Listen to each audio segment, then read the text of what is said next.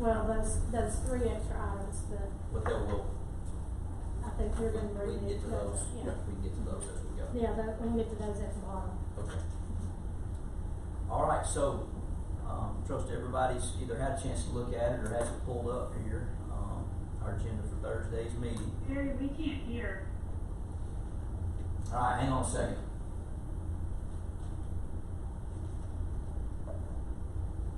Can you hear me now? Can you hear him now? I can't. Kathy, Somebody. maybe I need to speak into the mic a little more. Is that better? Okay. All right, I'll lean in. Okay, so as we look at the agenda here, I'll just move down to under consent, looking at Mr. Goldberg's section here, business. Anything that anyone would like to make a comment or question about under business, whether it be bids and contracts or other. Dr. Highlander? Yeah. Is that including the Northgate purchases? Yeah, no, it is not. Those are right here, but Okay. we can. No, then not, if it's not including those, I'm fine. Mr. Chairman, Brett's not here, but I'm sure. He's on Zoom. Oh, is he? Okay. Yeah. All those bids and contracts, I'm assuming, were all a part of our budget. I would just like to hear a number. What is the cumulative total of all those bids and contracts? It seemed like a bunch to me. Mr. Smith, I would have to go through and add those up to give you a total. Items A through R are actually all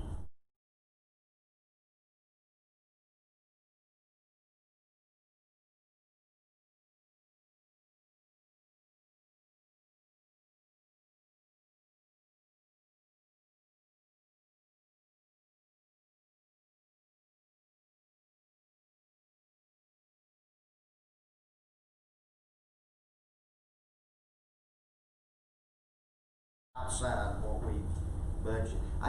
What just got my attention, that just seemed like a lot. A lot of bids and contracts. So yeah, and I agree. It's, in June we always have a pretty long list of these contract renewals because most of them are 1-year agreements. Which is a good thing for most of this. There are sometimes it's better to have longer term arrangement, but for these things, we feel like 1 year is the best term, so we renew them each year at the end of each year. Anything after item R, like the Sail Creek Fieldhouse, the Red Bank purchase, some other things, those are all bid items that are new.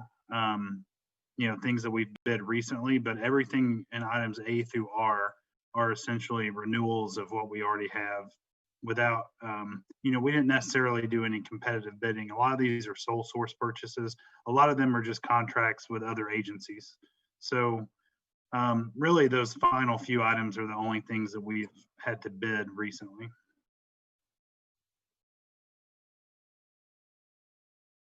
Still have concerns that, maybe, I'm sorry.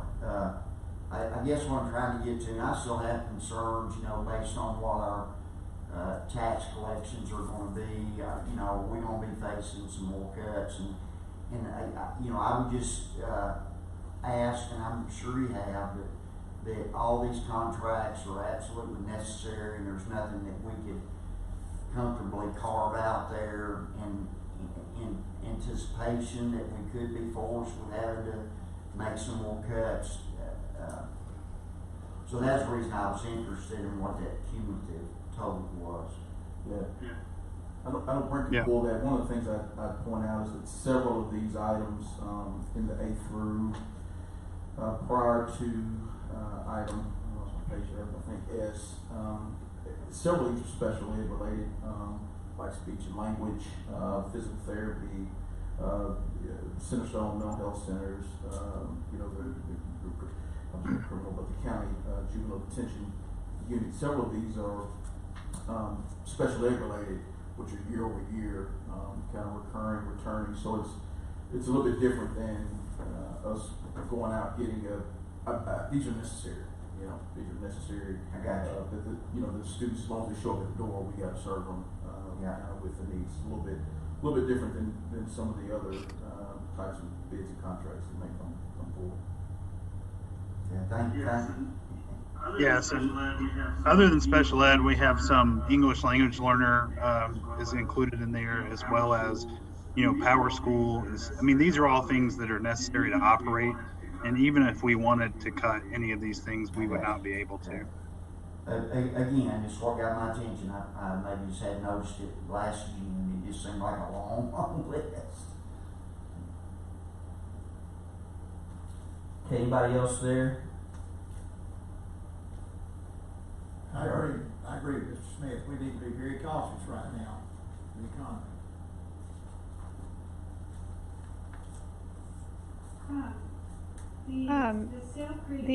The Sail Creek concession and field house, looks like that's got $1 million plus price tag on it. As we, think about what Mr. Smith and Mr. Highlander are saying, $1.7 million for a field house and concession stand. Can you tell us why that has that price tag? Board approved, Ms. Sillis, Justin Robertson. Board approved a couple of months ago spending $2.5 million to develop the field house coming out of capital projects. There are a number of capital projects that the board's approved that we're moving forward with, that would come out of that account. So this is something that the money was approved, the money is there. It's not money that we can pull out and spend on, salaries or anything like that. So this is really just a request to approve the contractor that's going to do the stadium concession stand, not doing the lights, not doing the bleachers, but the concession stand in that portion of the stadium. So it's actually sounds like it's going to come in potentially. Obviously we might run into weather or something, but it may come in under budget if we approved a $2.5 million project on 1.7. Well, no, that's good news. Let me be clear. The $2.5 million is for the entire stadium. This portion of it is for the concession stand and for the field house. Oh, okay. You still have to put the field in. You still have to put lights in, fencing. So it's still going to come in close to 2.5. And just to be fully transparent, and Justin can speak to this. I want the board to be very candid about where we are in this climate. Nothing in construction is going to come in. Very few things are going to come in under budget from a construction context right now. Construction costs are absolutely through the roof right now, just in general. And so, they've been tracking that project pretty closely, very closely, extremely closely. But just from a construction context, it's costly right now, just in general, more costly than normal to operate.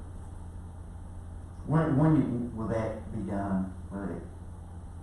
So as soon as we get approval on Thursday, we'll give them the go-ahead to start moving forward, and I think it's anywhere from 5 to 6 months upon getting a request. So it's not going to be ready this season then? Possibly at the very end. Well, that's so long overdue.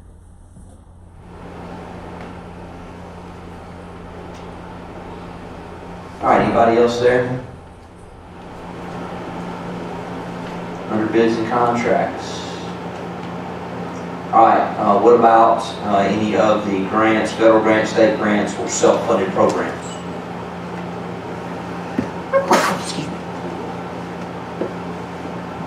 Mr. Chairman, these are all minor. Between line items to clean up the budgets for your budgets. Okay.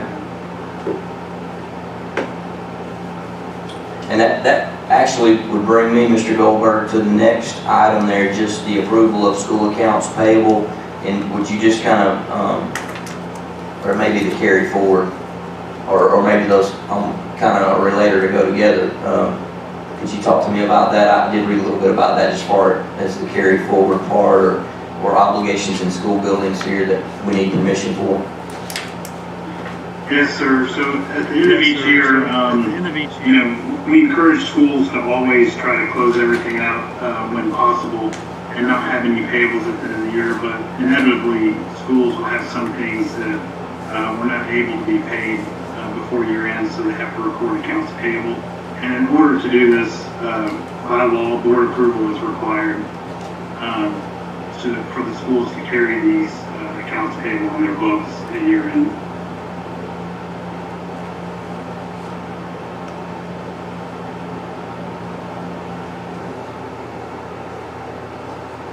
Okay.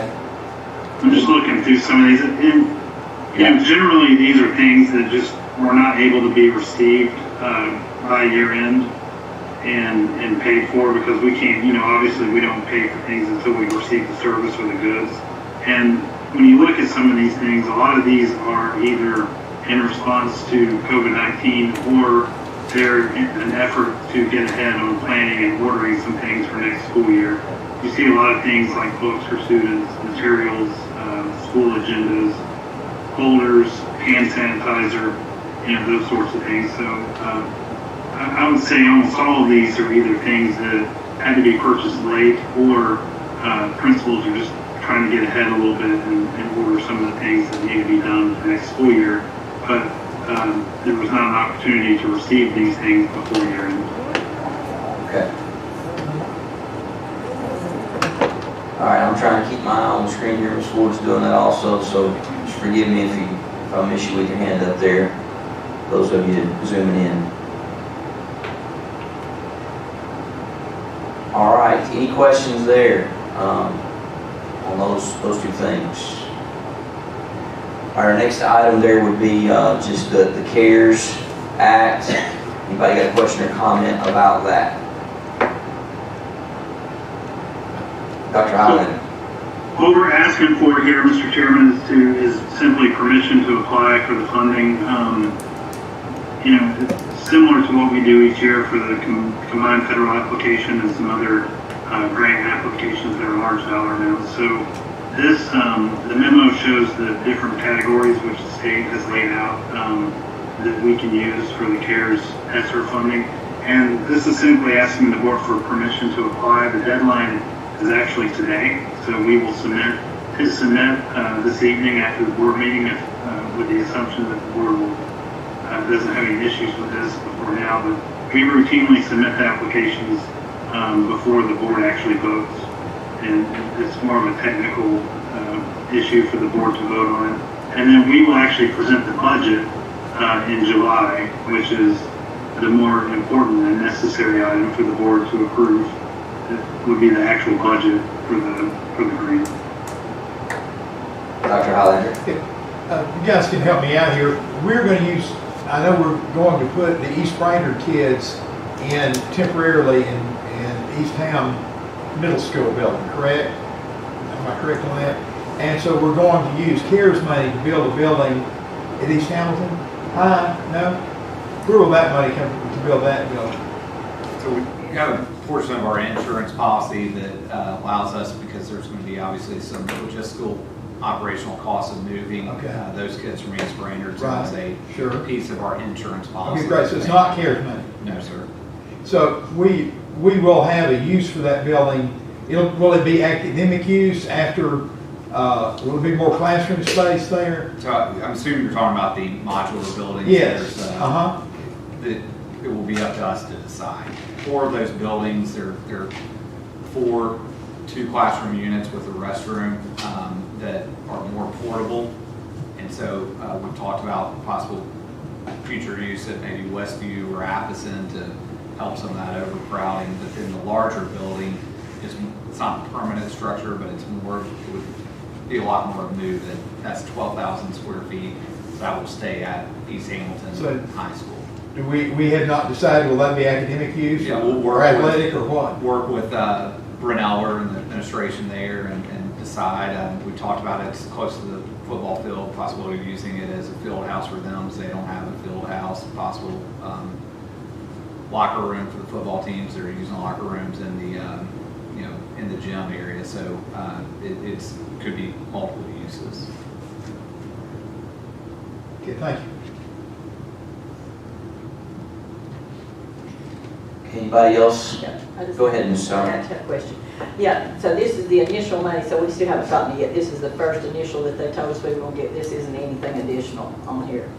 I know we had at first heard that we were gonna get like $10,000, 10,000. Is this the same 10,000 that we initially thought we were gonna get? We're not getting. You're talking about the 10 million, you're talking I about mean, the CARES? 10 million, I'm sorry. The CARES, Yeah. you're talking about the CARES. Yes, this is Yeah. this is that initial, so The initial, okay. they've given us a estimate appropriation. When you said you had to apply for it, I thought we were already getting it. Right. I mean, We I gotta thought the apply. state just said, this is yours, this is what you're getting. This is just a technicality. It's a technicality. It's You not gotta free apply more. for it. Okay, Correct. all right, Correct. thanks. This isn't a, there's been talk, and I think where you're going, Ron, is there's been talk of a potential second round Right. of funding. We've heard nothing on a second round. This Okay. is that first round, Okay. and this is getting into the technical aspects of facilitating that. Justin, to go back to those modulars a second bit, I understand the insurance company pays for that, but they become ours. Correct. Okay. All right. Anything else there on the CARES Act?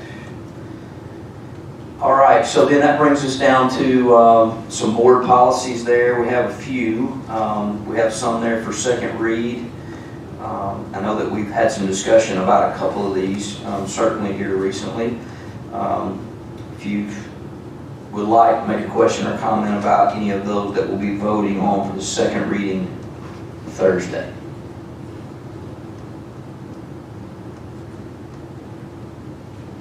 The only thing I'd say, Chair, is that it's about last year, maybe last school year, we're going to highlight one of these pools we can go through a level of conferencing, and Keith and his team have worked with that team to review all these policies to make sure that we're meeting all the areas overall. So this was just a cleanup of those policies, and obviously a second read. Okay? Dr. Yeah. Johnson? Go ahead. Wingate, this Keith, I just want to mention that the military leave, we will be pulling that policy. There's some additional revisions we need to make, be sure we're aligned with state and federal regulations. So that policy will come back in July. Correct me if I'm wrong, Keith, but federal law supersedes any policy we would have on military leave. Am I correct? We're just wanting to be sure we're aligned, our policies, Sure. work with Mary and Scott on that. Thank you very much. We appreciate what all of our people in uniform are doing for us. So are we gonna pull that? That's what he's saying, yes, ma'am. I'm sorry. I was, So item E, 306. D1E. got it. All right, that gets us to first and final read on the bereavement policy there. Anybody got a question or comment about that one?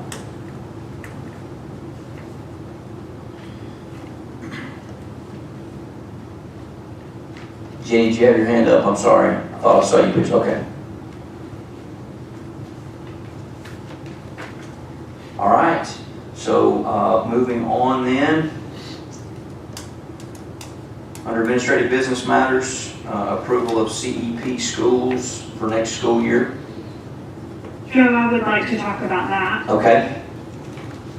I'd like to understand from you all what schools are moving out of the program versus what schools are moving, if any, are moving into the program. I see on page 4 the list of who's in and who's not, but I'd just like to understand if any changes that families are going to experience. Ms. Hill, there are not any changes to this coming up in 2021. It's the same schools that were in 1920. Okay, let me repeat that back to you because the audio is kind of wacky. So you just said everything is remaining the same, Correct. correct? Yes. Okay, all right, thank you. All right, anything else there? Yeah, this is the last year of this, correct? Yes, so we'll have to reapply at the end of, this is the end of the 4-year cycle, so if we want to do it going forward at the end of 2021, we'd have to reapply for the next 4-year cycle.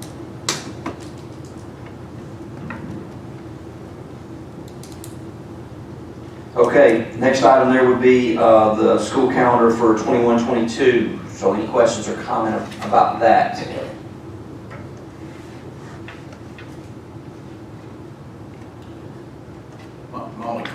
obviously, as we go through the course of the year, the board approves this calendar. We try to be a couple of years out so that we're not scrambling, but you always have the ability to make adjustments as you deem appropriate, and we always, bring recommendations that we, deem appropriate to you for consideration. So this kind of gets it in stone so that those that have, that's never happened to me in a meeting before, thoroughly, and that was my 5:57 a.m. alarm that went off at 5:57 p.m. But the board always has the ability to come back and make changes, recommendations as appropriate. I appreciate that, Dr. Johnson, and I think the public needs to know that this is as best as we see it right now. We may have to adjust according to circumstances, and I hope the public can be understanding on that. Absolutely. I think the things, in here that are important to parents are primarily the breaks, are very important as they plan, long term. Nobody's put a vacation this year, but as folks plan vacations and things, we like to try to get the breaks out there as early as possible. This puts us ahead again, and again, a part of our communication responsibility to the public. All right, anything else there on the calendar? Okay, Joe, the half days just always kind of worrisome to me. I wonder how beneficial they are sometimes. I don't know what you do about them, but sure is a lot that in half a day. I'm just wondering really how beneficial that is to anyone. I just don't know. Like I said, I don't know what the answer to doing that would be if you didn't have the half days, but that sure is a hassle, like especially right there around the holidays when they're already off so much, and you have those half days, November the 10th and half day, the December the 17th, and then the half day right in the middle of all that. It's just kind of it's hard on a lot of parents, and it's just hard sometimes. help me understand a little bit too.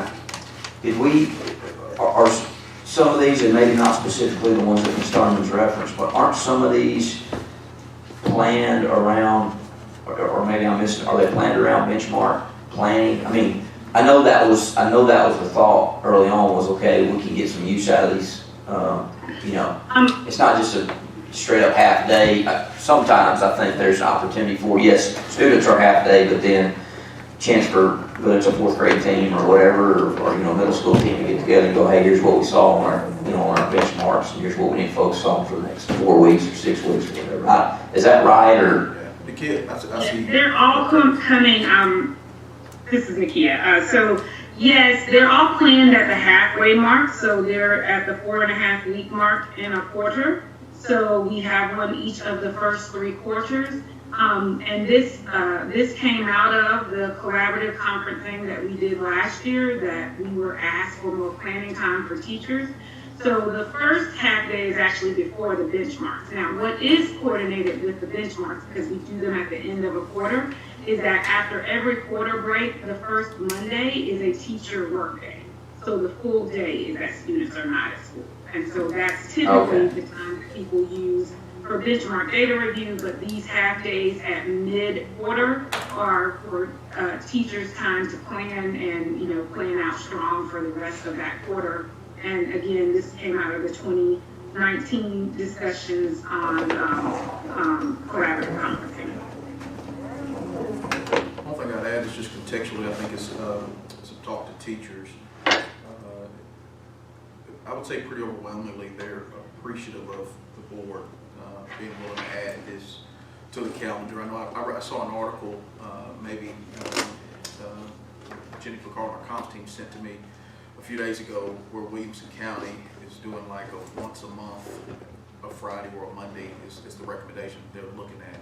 And you see many districts, even surrounding districts, that look at half days to try to provide teachers with more time to plan. And so we did it where I came from, and again, most districts do look at something like that. So I think overwhelmingly there are a lot of teachers that are very appreciative of it. I also hear the parent side as well. When again, I don't know that we're very fortunate in our community to have a after-age child care program that's on site in the school, and that's a service that we try to provide, and we'll try to continue to provide to make accessible. That's there, and obviously we do recognize though it can be challenging for parents.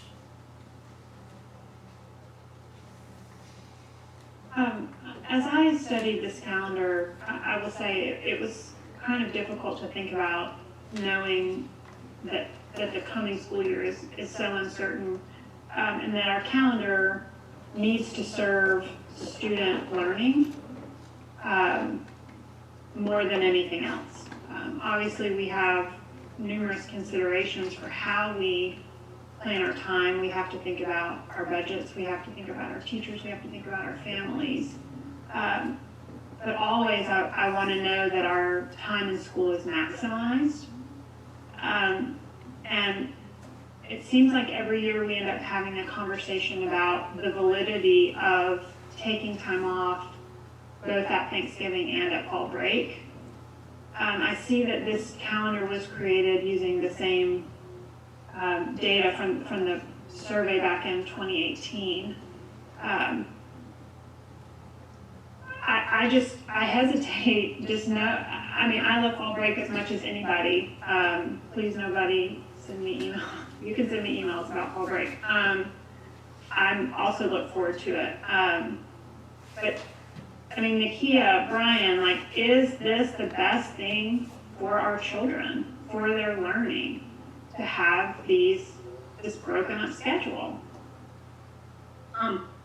So Dr. Johnson, I'll just start and give the context on to Ms. Hill's point about how we got the feedback. This was something that we definitely had a lot of conversation about, around whether it made sense to do a shorter fall break. We had people requesting that we do a week-long Thanksgiving, and that would make more sense. We had discussion about whether we needed a fall break at all, and that we would just roll through and do the week-long Thanksgiving there. Lots of conversation about how we came back from the winter holiday break, and as well as there was lots of conversation about spring break.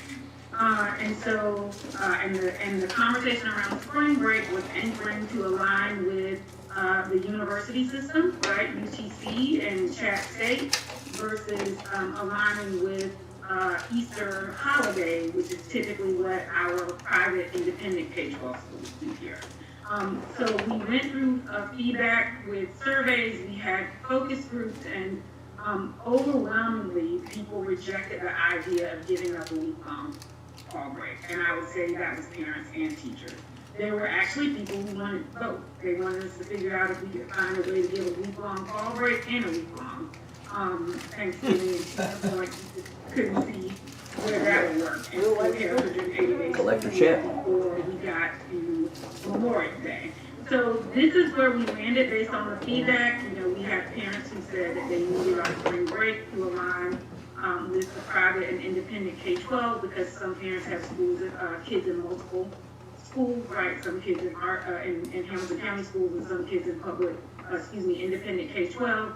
And so I think this was the best compromise position, as I recall, that we landed on. So Dr. Johnson, I'll give it to you. I don't have anything to note. I will just say that I think that week-long fall break and that week-long Thanksgiving break was probably pre-COVID-19 feedback. Right. And now it's sitting the school year round. Let's sit mine school year round. But yeah, I think it's difficult. I will share this again. It's just kind of going back to the classroom and the school building. There was always something about the breaks happening at the right time.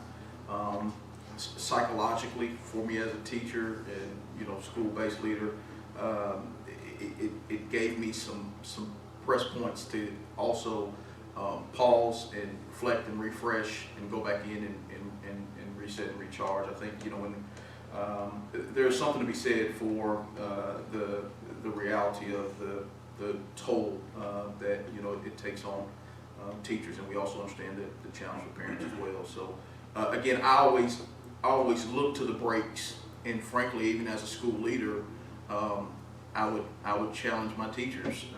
As a teacher, I would challenge my teachers. Say, we got 22 days until we get to fall break. Let's get every day out of this, and it just kind of came as a natural break. I know Dr. Highlander's a 45-year educator. He can probably give as much context as I can to kind of some of the breaks. And I don't know the mental health side of things. It's a good break for teachers. I think it's a good break for kids. I did think I mentioned Dr. Johnson earlier, what some of the universities are doing. They mentioned that they have started early and are going to end the semester at Thanksgiving. University of Notre Dame is, University of Tennessee is, and they're saying that when this virus, if it kicks up worse, it's better to get our semester in rather than send kids out to pick up more things and bring it back in. So I don't know. We just have to wait and see, I guess. But I think it does. And I was like you, Dr. Johnson, with my students for all those years. I'd say, hey guys, you got a break coming. You need to really make some hay right now. You need to burn it. Get you on turn on burners. Well, knowing that this is not a calendar for the coming school year, but the following, I guess for all of us on the board and really everybody in Hamilton County to be prepared to hold this calendar with an open hand, not a closed hand. I mean, the reality of health in our world may cause us to think quite differently about school in the next several years. We may find that there's schedules that work a lot better for our students. Okay, thank you. I appreciate the refresher on all of the input that went into putting this together, Nakia. I also have a comment just to kind of back up the concern of mine for the week-long fall break too. I as a teacher too like the breaks, but is it, my heart is always torn for those families that do not have a place for their children to go during that week long. And would it not be more advantageous sometimes to look at longer, maybe a long weekend versus the whole entire week? Because I do know as a teacher that a lot of times I was just getting in the groove. And then bam, you take a week off and then you come back and then it takes another couple of weeks to get them back in the groove and bam, you have another holiday. And again, I think it's very important to take the breaks too, the mental, social, emotional well-being of both teachers and students, but possibly leaning towards long weekend, a Thursday, Friday, Monday versus that whole, because that's a whole entire week plus a Monday for children to be out of school. And to me, that's who we're trying to serve as our children and maximizing their education. And I agree too with Jenny. I think that moving forward, we don't know what it's going to look like, and we've got to keep our children in school as long as we can right now, and look at all the opportunities. So possibly looking at longer weekends versus that whole entire week, and then because then there's also, it's really over a week for our children to be out of school. Thank you. I just want to point out one thing. I believe 2 years ago we looked at just that. We looked at a Thursday, Friday, Monday, and the feedback we got from teachers, not necessarily all teachers, but from the teachers we heard from, was that they felt like they were losing 2 weeks because they felt like the Thursday, Friday, the Monday, Tuesday, Wednesday, when they had the Thursday and Friday, they couldn't really get anything started. And then they felt like on the back end of that, when kids came back on a Monday, that it took them a couple of days to get kids back into the routine, and they were only having a couple of days in the other week. So we love calendar and wish there were a way to do it all. But again, I think the key point for us is this is a proposal for the board to consider, always knowing that, as has been stated, we come back and revisit it and make the necessary adjustments based on what's there. All right, anybody else there? All right, let's look at the Washington Hills lease agreement. Mr. Goldberg, will you catch us up to speed on that, please? Yes, sir. So I think everyone's probably aware that the city of Chattanooga has been using the facilities on the campus, near Washington Alternative School for many years. The city, several months ago, they started working on renovations to the Youth and Family Development Center, and they uncovered during due diligence that there's never been a lease agreement in place for this property since merger. So this is one of the properties that was transferred, to the county from the city school system, and most of the properties where this occurred, lease agreements were executed, and it appears either it's been lost or it was never done. But it appears that we've searched on our side, the city searched on their side. No one can find a lease agreement in place, and in order for them to legally complete renovations and use the space, we need to have this agreement executed. Scott Bennett for the board and Valerie Malik, from the city attorney's office, they work together to finalize this lease agreement, and this is the final product that we are presenting for approval. Ms. Stone? Yes, this was the piece of property that I was referring to when we talked about CSLA. This is a piece of property that has 17.7 acres, but I knew that we owned all that, plus the football field and the whole entire shebang. That's a really nice complex. What all is that building used for? I mean, I know they use it for community service, but what all do they use it for? Is it used every day? Is it used just on weekends? Is it used in the evenings? You're talking about the city's use? Yes. I believe they, during the school year, is mainly used after school hours on the weekends, and then during the summer, they do some daytime programming in the evening. It's like most of the YFDs is kind of a range of different uses. Every time I've been out there, though, it's They use the football field, I guess, for community. yeah, the football field has the, I think it's the Giants. What's the name of that team that plays out of Iowa?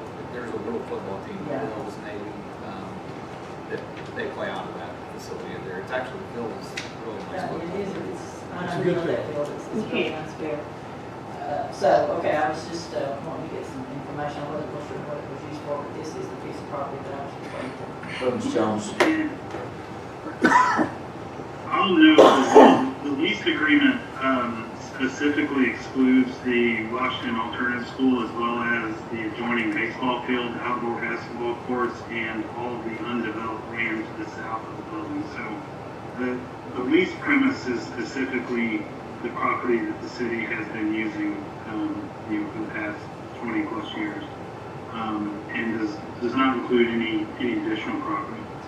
Now, Grant, that 17.7 acres, is that the whole thing, including Washington Alternative, or is that excluding Washington Alternative? That 17 plus acres includes the entire parcel. For legal purposes, the whole parcel is listed, and then there's an exclusion of the property that we currently use versus what the city uses. Okay, thank you. Mrs. Jones? Did you have something? I just said we really couldn't hear the discussion. But,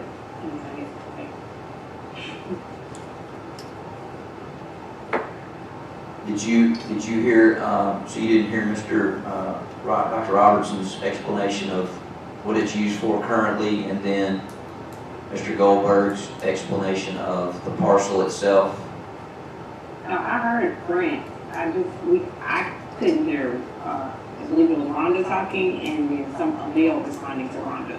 It just kind of sounded muffled, like we couldn't. Ms. Thurman asked, she was just asking what the city currently used it for, what the facilities were used for, and Dr. Robertson was explaining that it was used by Youth and Family Development for many various activities or programs that they use after school, summer programs, things of that nature. And also Chris just asked, there's 17.7 acres, but he said that the lease does not cover Washington Alternative Building, the basketball courts, the baseball field, and I just asked him if that 17.7 acres included the entire parcel, including Washington Alternative, and he said yes. I just didn't know how much more property there was there, but he said that included that as well. That's just what I have.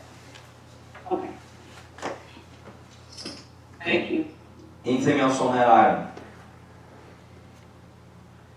All right, then that brings us to the end of what is on the agenda listed there. We also have two items here that I think are being requested to be added, and we can take a look at those right now. And this would be the Northgate Sears property, the Northgate J.C. Penney property. Kathy, Jenny, Caritza, do you all have a copy of this, electronic copy? Okay. All right, so obviously this is listed as being from Mr. Witt, but Dr. Robertson, you want to take these? Yeah, so there's two separate letter of intent. One is to purchase the Sears building that is on the end of the current Northgate.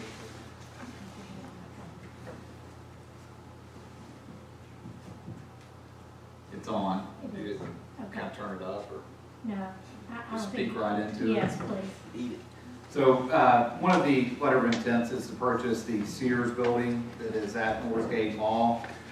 Purchase price is $6.5 million. On that site, there's the Sears building is 165,000 square feet, and the parking lot that is part of the purchase is approximately, well, the entire parcel is about 15 acres.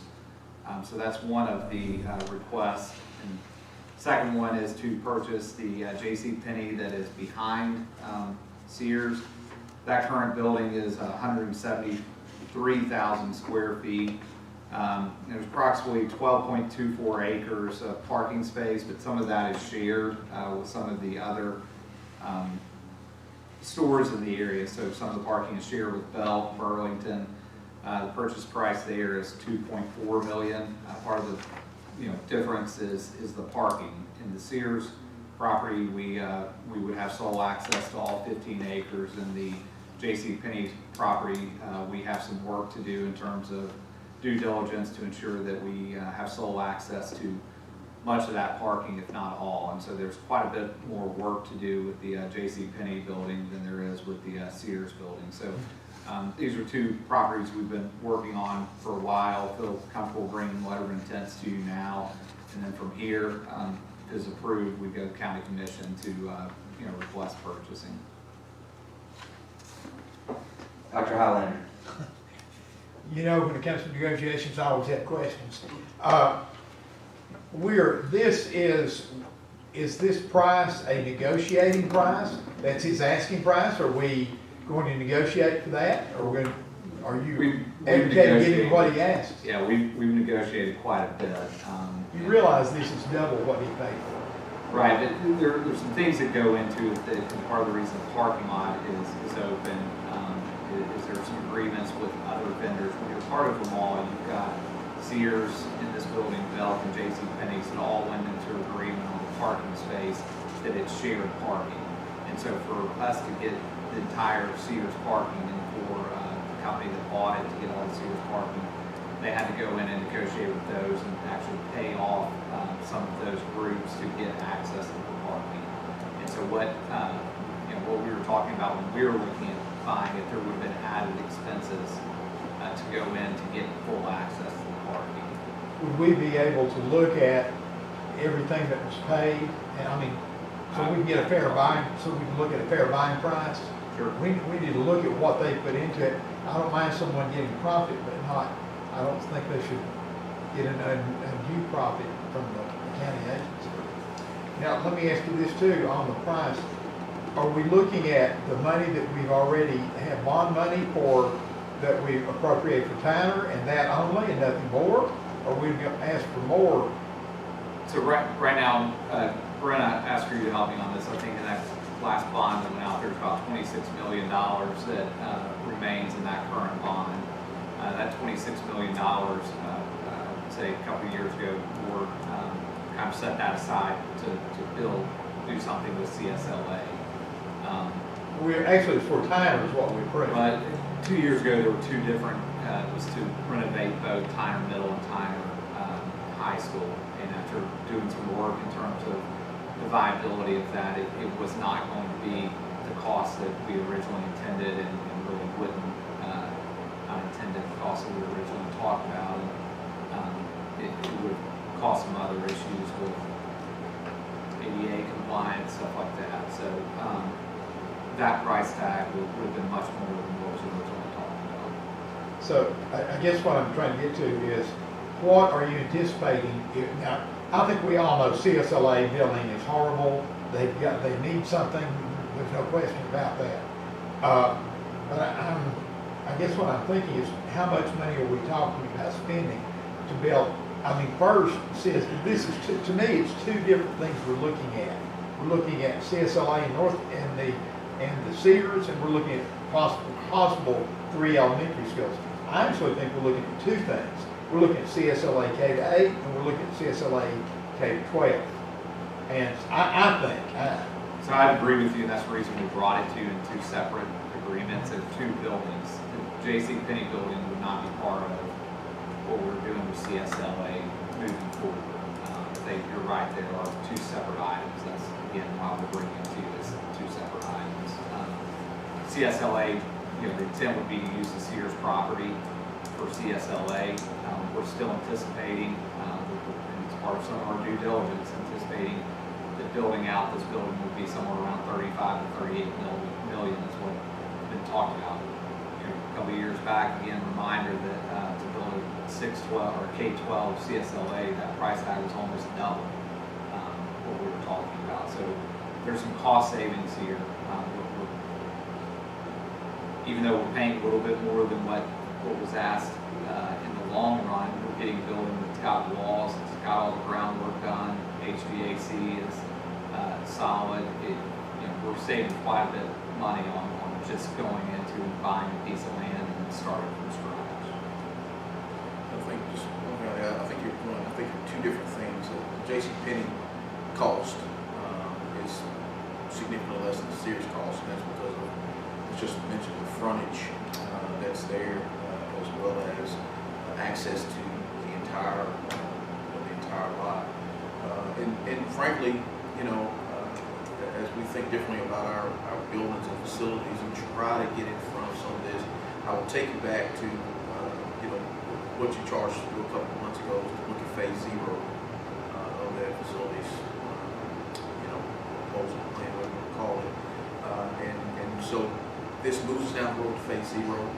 There's also potential that it can move us into phase 1, or starting down the road to phase 1 if you had some opportunity to consolidate. So it's all on the table. It is thinking differently, and the last thing I'll say is that I think as you look at the big box stores, I hate to call it that, but when you look at retail, just in general, so much is moving online, and these sites are becoming available because of some of that, and provides an opportunity for us to think about what we do with schooling and how we leverage them to retrofit or repurpose for school buildings, and done many places, and this is an opportunity to do that. I agree with what you're saying. I know I'm talking more than I like to talk, but what I'm concerned is we're in an economic stress right now, and I'm real concerned about taxpayer dollar and spending money that we may not have. And I know we've got the 26 million approved, and we're looking at 12 million more for this one, and then looking at the second one for several million. And I'll be the first to say, I've been through the CSLA building, they do a great job teaching there, and they need a better facility. There's no question about that. But I'm a little concerned about getting in over our head financially in economic times that are very uncertain. Okay, thank you. And to your point, for clarity, this is for purchasing buildings. There's a second conversation to have. This gives us control of the sites to begin, to kind of go through. So it's not the request for additional taxpayer dollars beyond where we are. I understand, but I definitely would want to look at the cost factors for the parking, and before we can vote on amounts of money, I'd like to have a real serious look at what they spend and what's reasonable profit, and we need to have negotiated now here.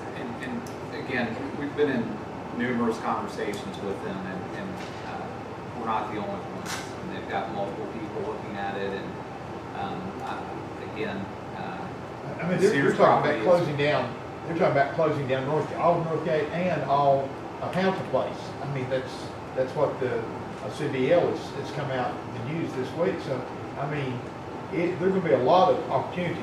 This is not the only opportunity. I mean, I'm not against this, but I'm saying we need to be careful. It's a buyer's market, not a seller's market. That's all I'm saying. Go ahead, Mrs. Lynn. Why the J.C. Penney property? Why do we need that purchase? Or I'm assuming it's DuPont, Rivermont, Alpine Crest?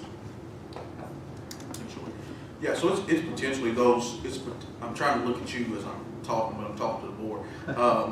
So it is very, very likely, potentially those three, but really, I think there's ongoing conversation to be had as to whether or not those are the right three.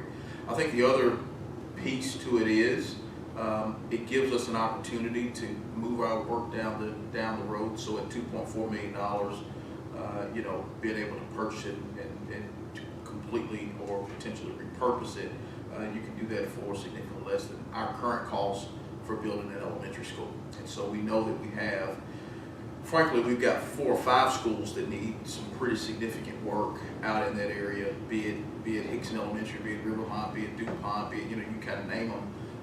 And so, it has potential down the road, but that's something that we need to explore going forward. But to be able to acquire the property at that price is, I think, kind of the look. That's just Brent.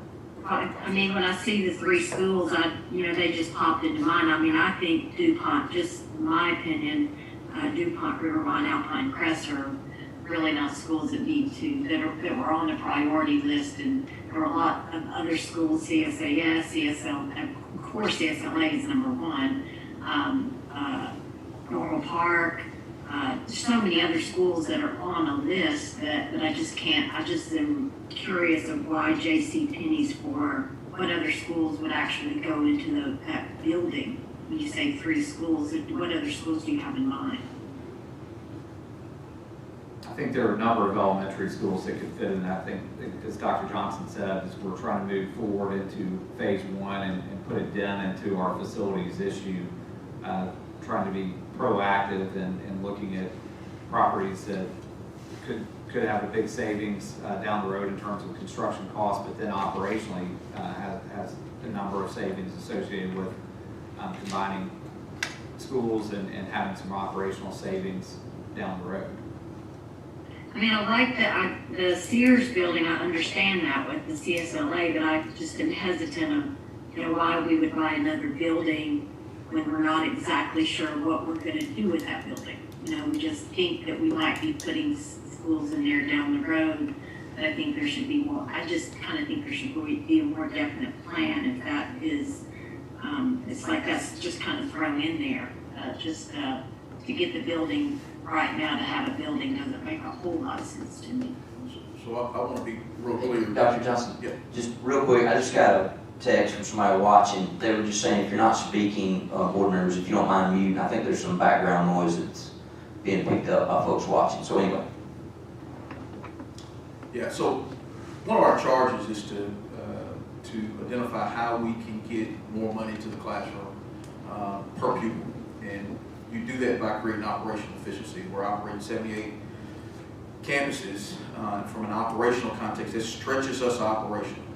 Our work order calls, and whether you pick, you can pick them, any of the ones you name, be it Normal Park, be it CSAS, be it DuPont, be it any of those schools you just named, they have pretty significant facility issues that frankly need to be addressed. And so again, it's an opportunity to purchase a piece of property at a pretty reduced rate of $2.4 million, a very reduced rate, and potentially retrofit it to repurpose it to address the needs that we have going forward. And we absolutely have needs. And so that is a thought. It is ultimately on the board to decide, which schools that may be. We can bring some recommendations forward, but it ultimately will be on the board to decide which schools that'll be.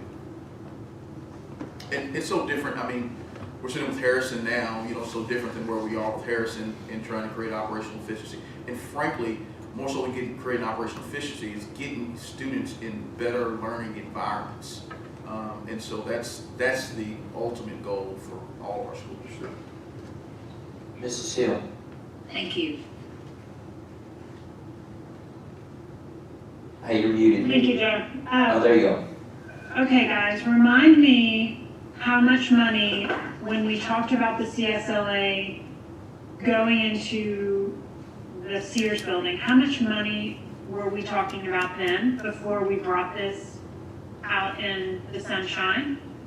That now it's 6.8 million. What was it before? The total, It's always been the same. total has been, 35 to 38 million. And again, No, what was the purchase price going to be? 3.2. No, we never had, we had we had thrown around 3.5 to 4, but we never had we never even submitted a full offer, and we never brought anything to you. But before it was purchased, we had talked about 3.5 to 4. That's what I thought. So we brought this, you all brought this out into the sunshine, and the next day, this building was essentially purchased by a private developer. And now that private developer wants to sell it to us for over $6 million. Correct? We're working, with him to come up with a price. And again, I want to be clear to the board. We're bringing proposals to you. This is the price that we've talked about with the owner of the building that he feels comfortable with. It's one that still allows us to put CSLA in a top quality learning facility at a much reduced price from what it would cost if we purchased a piece of land and built it from ground up. But again, this is a letter of intent. There's still a long way to go to this, even if it gets approved on Thursday. Well, I think Dr. Highlander has an important point about the responsibility that all of us as citizens have to one another, to our community. And that counts for me as a private business person, and as much as it counts for Hamilton County Department of Education as a government entity. I think that we are stronger when we work together. And I'm frustrated by a $6.5 million price on a building that we thought we were going to be able to get for 3.5 to 4. That frustrates me. You all know from our previous conversations in board meetings that I was pretty excited about the potential of moving into a more innovative way of building our schools. But I do not intend to sit on this board and let the taxpayers get fleeced. Interest rates are going to be held at almost zero. I mean, there is a way for everybody who needs to make a little bit of money on this project to make a little bit of money.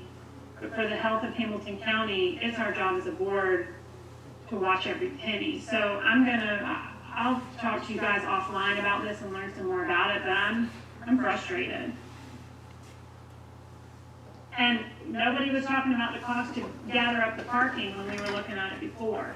And so I'm frustrated.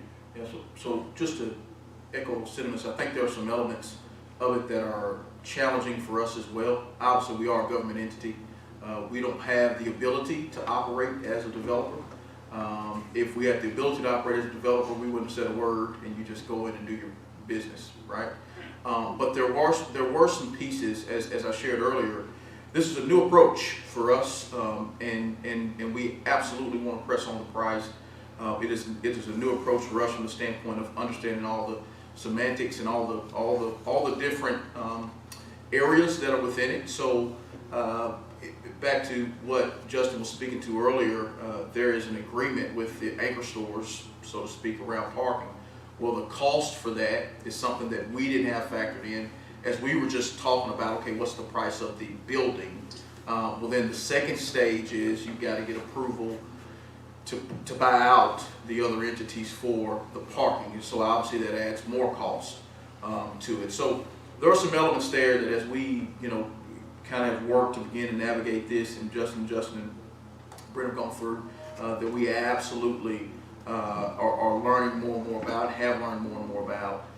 But as with everything that we're dealing with right now, in particular in this type of situation, we are a public entity. And so when you bring this stuff to the public, there are developers that are out there that are looking for opportunities, and I'm not at all saying this is that situation. What I am absolutely saying is, in order to do business, we've got to be able to do business, and it makes it really difficult when we have to operate the way we do. I agree completely with that statement. It makes it difficult to do business. And so I'd like just to put a finer point on that for the public, that in as much as it's important and we want to get input from the public on projects like these, the taxpayer is the one that kind of gets stuck in the middle when the prices go up as soon as it becomes public. That's the reality of the situation that we're working within. There's a whole lot to think about this, and yeah, we got to figure out. I mean, is this even feasible right now?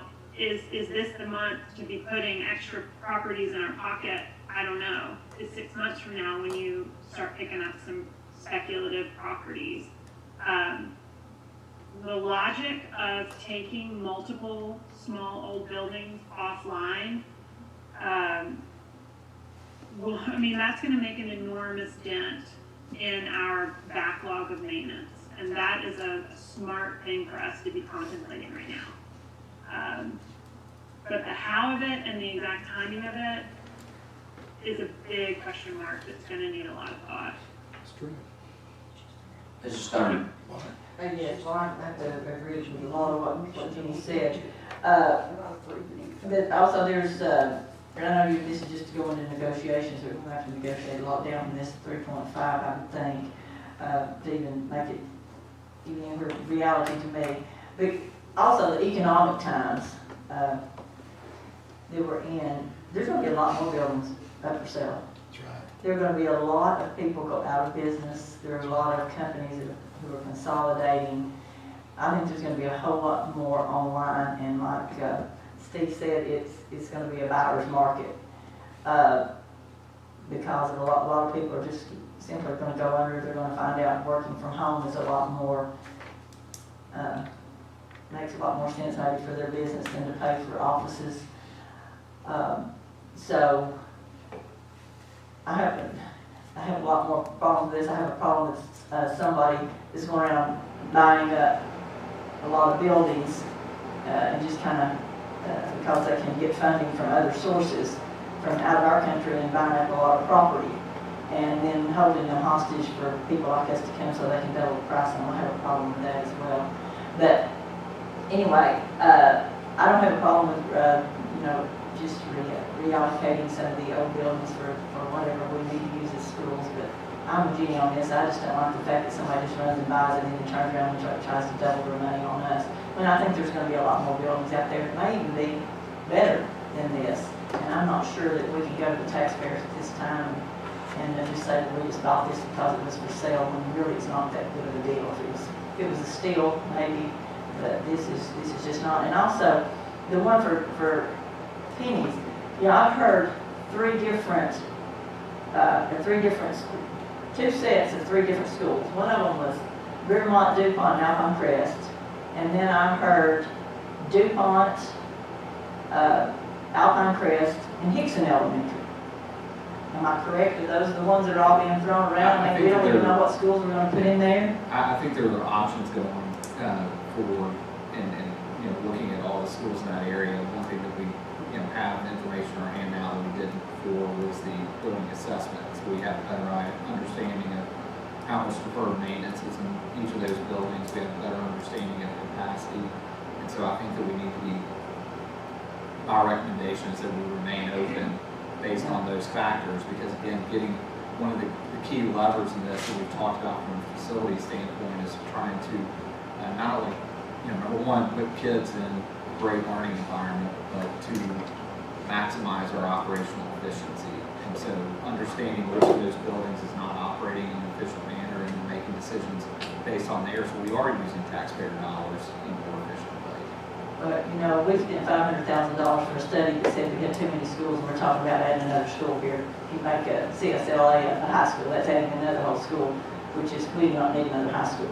So if we're gonna go with that study, that's one thing we need to look, because that's adding a whole new staff, all new utilities, adding everything. And we already have 550 more teachers than the BEP says we need, but we have to pay 100% of. Now this is gonna add another whole faculty to that. So, I mean, all of those are things that we really need to consider before we decide what to do. But I appreciate the discussion. Mr. Smith. The way I understand this, and it is out of the box, and it's something creative and something different. The whole thing that worried me when we did the facility study, and that's the reason I voted against it, because I was afraid what would happen is exactly what has happened. We did the study, and it sits. And my question in all this, and I appreciate the fact that there are two, that you got the Sears property as one, and you got the Penny's property as the other. But what I understand here, correct me if I'm wrong, if this comes up for vote, we're not voting for anything except to say, go ahead and negotiate and see what possibilities they are for those two properties. Is that correct? I mean, it's a letter of intent, so I mean, we'll give us a 90-day period due diligence, do an inspection to look at it to make sure that we cover our bases on it, but there's not an intent, it's not a purchase agreement at this point. So we're really not buying anything. What we're doing is due diligence. Right. And we're trying to get that number down if we need to do that or whatever. But I guess my question would be, are we doing any harm by doing just that? By voting to approve to go ahead and take a look and see what those possibilities are? And I'm not saying there is or there isn't. That's more of a question.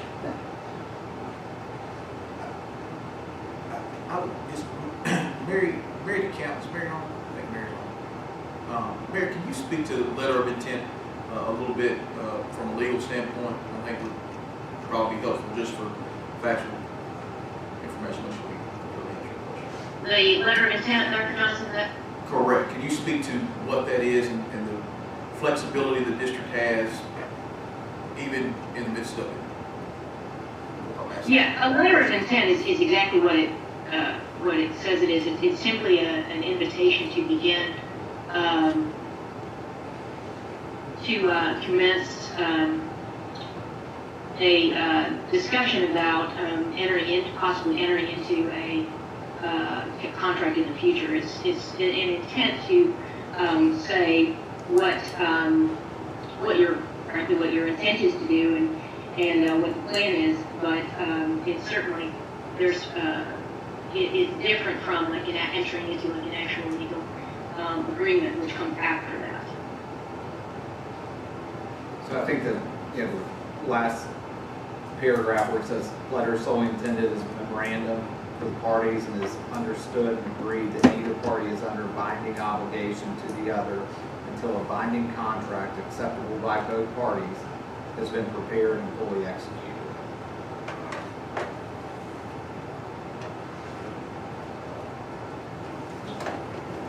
So what you're saying, Mary, Dr. Johnson, Dr. Robertson, is that you are wanting to go into negotiations, but yet this board would have to approve any agreement would have to be approved by the majority of the board. Absolutely, and I just want y'all to know, like, we're not beholden. I want to be clear, like, we're not beholden to these sites. Like, we don't have any.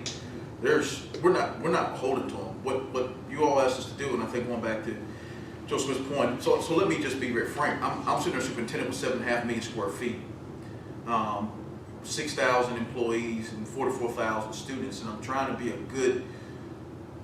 good servant leader, thinking about how we create as much operational efficiency to create more resources for our schools and to create better learning environments for all of our students. So we're in the business of bringing you options for consideration. A part of the challenge here goes back to something Jenny spoke to or mentioned as something that was very concerning for us a little bit earlier. We're a lot different than a private entity. you know, because as a private entity, you've got, yeah, theoretically we have the buying power, but we really, because we are public, everything comes to the public, and it should. And so I can't, you know, you can't turn on a dime. You got to have a board meeting. But this gives us the ability to do what we've been trying to do, but it makes it more serious. And it's okay, here we are. And then all the conversation about what is the number and where are we. And then at the end of the day, you know, once we get to a number, they may up or down that number, them being the developer. Or we may get to a number that it seems right to both parties and bring it to the board. It's all got to come back to the board, and the board ups it or downs it. So the second part of my question, you know, when you gave your helpful interjection there, the second part, who is the negotiator? Is it you? Is it Justin? Is it, normally it's not, you don't negotiate by group normally. You have, I mean, before and earlier it was Dr. McDade who was delegated that authority. And is it Justin now, or? So I've been talking to this developer. So again, moving forward, if this is agreed upon, I would continue to talk to him, be willing to obviously share any and all of that information with the board. Again, I'm as frustrated as some of you are in this, because if we were a private group, we probably would have bought this much cheaper than it ourselves. Sure, cheaper, but we can't do that. So, yeah, I'll continue to negotiate and go back and forth. And you know, I've been in pretty constant conversation with Dr. Johnson about where we are on it. We felt comfortable bringing this, and again, it's your decision where we go with it. I guess one thing, the CEO of CBL said just the other day, he said he looks at the possibility of totally closing down all of Hamilton Place, all of North. I hope that doesn't happen. And my wife likes going there, I don't. But still, you know, I think it is, as Jenny quoted me on, it is a buyer's market, and we need to get the very best deal we can for our taxpayers. And if you need any help, I'll be glad for a tutorial. Ms. Hill. Joe Smith, the audio was a little tricky. I wanted to make sure that I heard what you were saying. Did you say that you felt like the MGT study was, quote, just sitting there? Was that what I heard you say? What I said, Jeannie, when we approved that study, of course, 2 years ago, I guess now, that I had the fear that we would get the study back, and then either we couldn't or we wouldn't, whatever, do anything with it. So now we've got the study back, and I'm still waiting for us to come up with a plan, what our reaction is to that study. So what I was afraid would happen, I'm afraid has happened. And one of the things that came out of that study was that we had too many buildings, so you know, maybe this would close some buildings and open some others. And so again, I want to go back to this is an LOI. That's all. Oh, can I finish what I was going to say? Sure. So we as the board are the very people in charge of making sure that this plan moves forward. That is on us. It's not on anybody else. It's on us. That's right. And this phase 0 is phase 0. And that's what this team is trying to bring us. And we can choose as a board to move forward with phase 0 of the plan while COVID happens and schools are closed and it's difficult to get together to work on the other parts of the plan, and also acknowledging that the economy has changed dramatically. You know, we had the study. It cost $500,000. If anybody in Hamilton County doesn't know that at this point, then they haven't been paying attention. I don't think it helps our board to continue to belabor the point that a couple of people chose not to vote for that. I was taught in board training that once the board has made a decision, the board is supposed to support the will of the board. So I'd love it if we could stop talking about the fact that certain people didn't want to do the study and move forward with implementing the recommendations and creating a plan around how we're going to implement those recommendations. And and we all need to think through this, and I really appreciate this conversation about what a letter of intent sets us up to do, and the negotiation has really helped me a lot as I think about how I will vote on Thursday. But let us remember that the 9 of us on this board are in fact the very people who are responsible for and able to create the plan and implement it. All right, do we have anything else here around these two items? All right, I want to mention one thing here before we You close. got one more item. Oh, I'm sorry. That's CFA. No, there's the federal programs. Oh, I thought we hit on that No. a minute ago. Yeah, that was Because it needs the to be added. contracts. Okay. All right, sorry, then one other item here, which would be the federal programs consolidated application. Dr. Towns Edwards, obviously this is showing you listed first. Do you want to address that or say anything about that? Chairman Wingate, so this is the consolidated financial application that we do with the preliminary allocation that we get from the State Department. So you all typically approve this on this time frame. We get refinements and carry forward dollars in the fall, and we typically come back in September with an amendment to this. At this point, our schools have submitted their preliminary budgets, and so this is what we need to submit to the State Department. And the consolidated piece is that it's not only Title I, it's Title II, Title III, IDEA funding, all of the federal grants that we get. So we are just requesting that you all approve the preliminary funding application so that it can begin review by the State Department in anticipation of an amendment come this September. Okay, this is to be an amended item for Thursday, correct? Well, it won't be amended, we'll just add it since it's been discussed in the public. Okay. We can just add it as an item if you all are okay with Okay. that. Anybody have a question or concern about this, Dr. Highlander? Just a quick question, Dr. Towns. Should our funding drop dramatically, then we would obviously be able to adjust to that. Is that correct, ma'am? Yes, we typically amend this a couple of times a year. So Okay. we are, using whatever estimates and allocations, and then as the year goes on, we're actually monitoring the budget to variance with our schools. So you all typically get at least 2 amendments to this each year. Yes, ma'am. That was the way I understood it, but I just wanted to clarify and hear it stated. Thank you very much. Indeed. Okay, anything else on that item?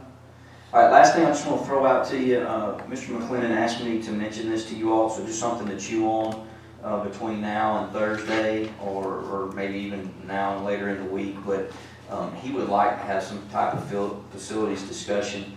He's calling it a retreat. I don't think it would be something as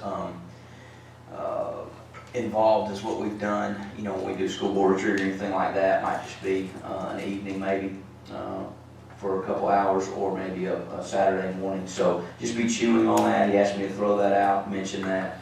Obviously he'd be in the facilities liaison, but as we talk more about obviously phase 0 and facilities in general, just to have a little bit more in-depth conversation about that. So anyway, just be thinking about that before we see each other again. All right, anything else? Yeah, retreats are for cowards, we need to talk something else. What? Retreats are for cowards.